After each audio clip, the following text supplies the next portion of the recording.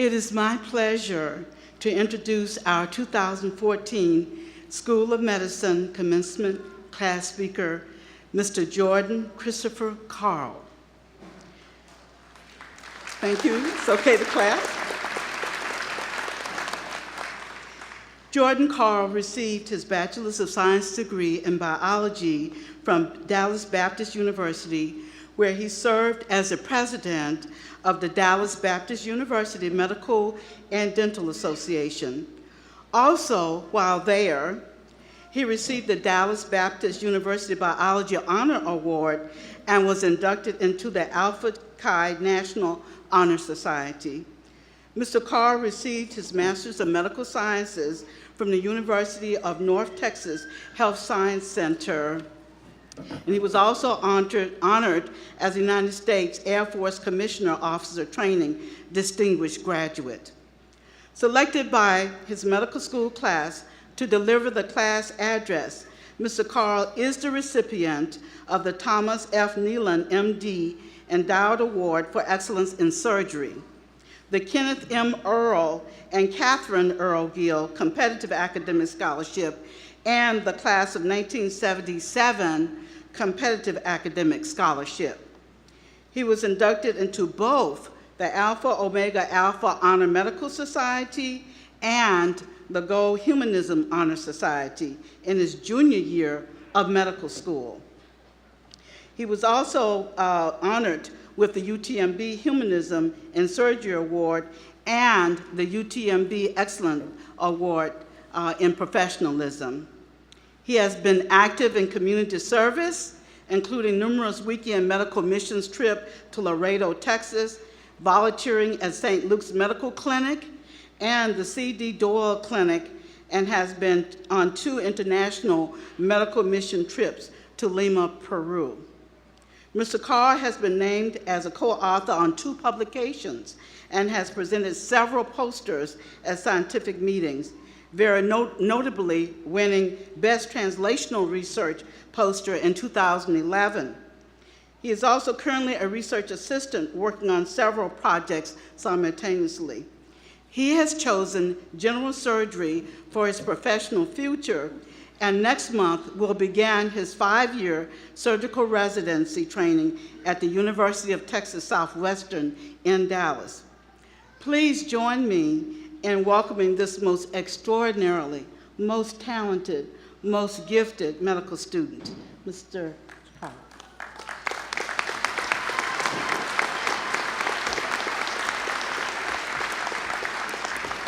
Well, thank you, Dr. Thomas, for that kind introduction. And I feel a little bit inadequate. I have to follow an astronaut. That's just not even fair. That's just not even fair. It's not right. But I want to thank Dr. Callender and Dr. Jacobs and Dr. Perzinski, all the distinguished faculty, for all the support staff, our family, our friends, for being here and making this day a reality for each one of us.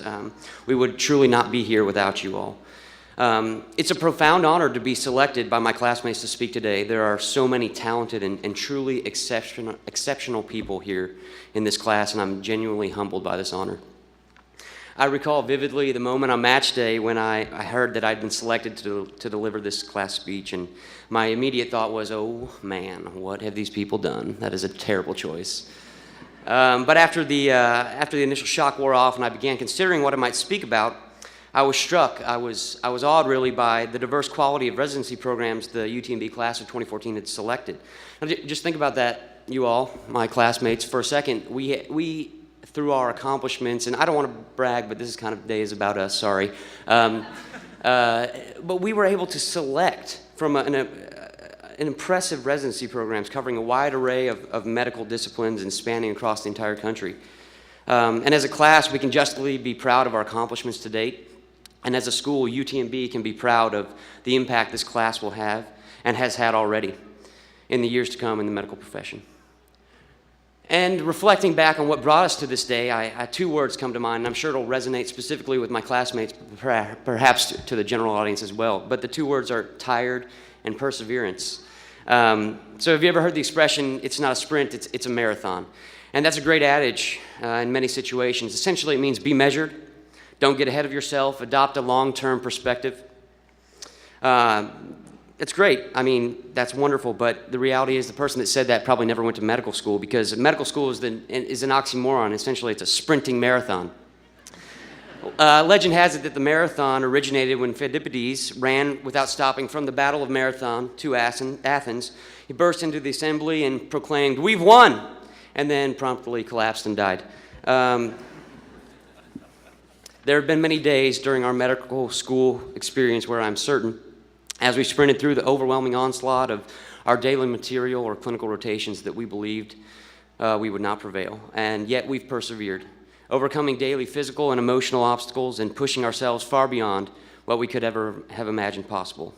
And today, like Pheidippides, we can proclaim we have won, and confident that our victory has prepared us for an incredible future in a field that affords us the privilege of being involved in the lives of patients at their most vulnerable as we meet complex and life-altering challenges each day.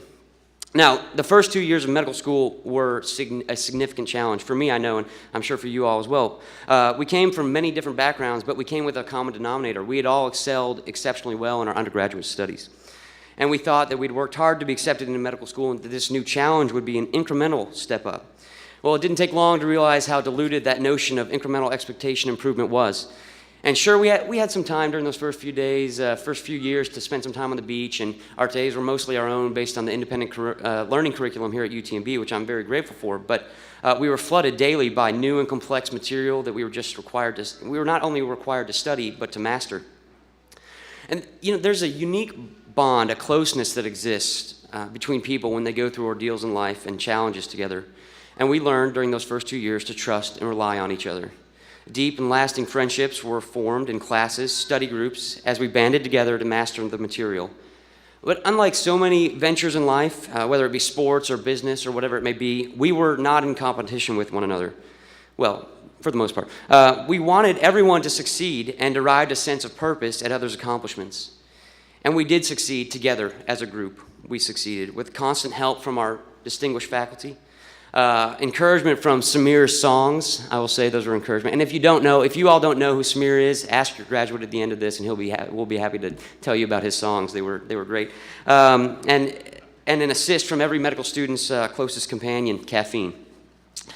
And by the end of our second year, we were tired. We were a tired group. We were exhausted by our endless preparation for step one, but we were closer as a class and no less committed to our future as physicians. And as a class, we did exceptionally well on this important milestone, and I'm convinced we drew strength from our collective experience and success during those first 2 years, and that it helped us meet the challenges of the clinical years awaiting.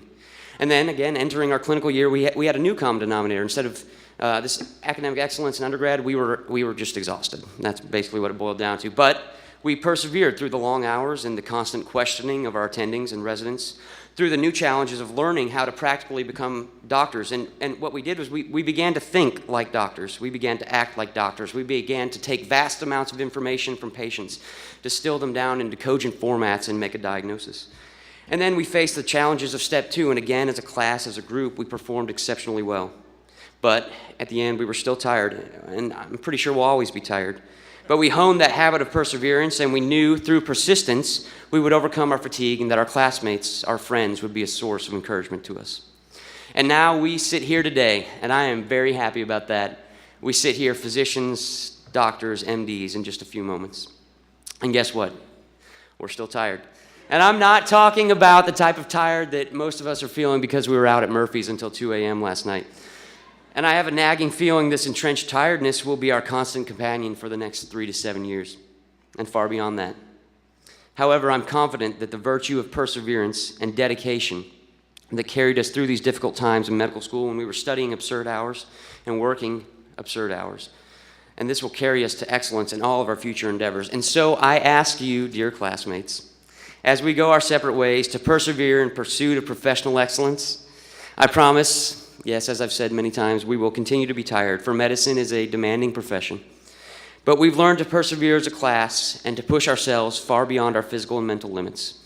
And we did this for a singularly meaningful purpose, so that we will always do what we need to do, and then more for the benefit of our patients. So today, let us commit to support each other as we continue perfecting our habit of persistence. Let us run this race together with the perseverance that was refined during medical school, and let us never tire of providing the most compassionate and professional care for our patients every single day of our careers.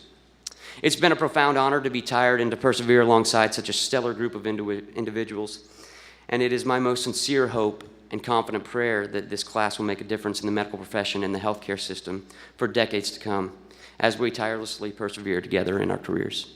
Thank you for this opportunity to speak to you today.